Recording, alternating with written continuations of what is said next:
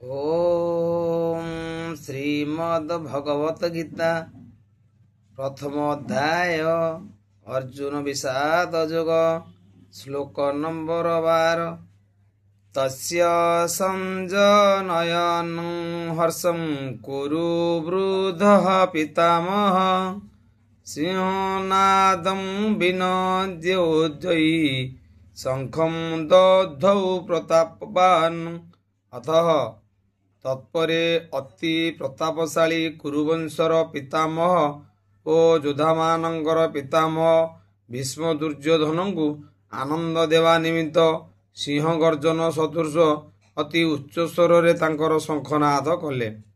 भावार्थ कुरुवंशर पितामह भीष्मदेव तांकर नाती दुर्योधनर हृदयर कथा जानी पारिले एवं ता प्रति थिबा स्वाभाविक स्नेहवशत अति उच्च स्वर रे तांकर शंखनाद करी ताकू आनंद हेबाकू चेष्टा कले।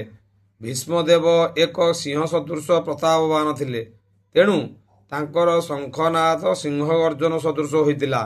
परोक्षरे शंखध्वनिर प्रतीकरू से तांकर हताश होई पड़िथिबा नाती दुर्योधन को जणाई देले जे ए युद्धरे तार विजयर आशा नाही, कारण परमेश्वर श्रीकृष्ण अन्य पक्षरे अछंती, किंतु तथापि युद्ध परिचालना करिवा तांकर कर्तव्य एवं सेथिरे से कौनसी अवहेला करिहेब नाही।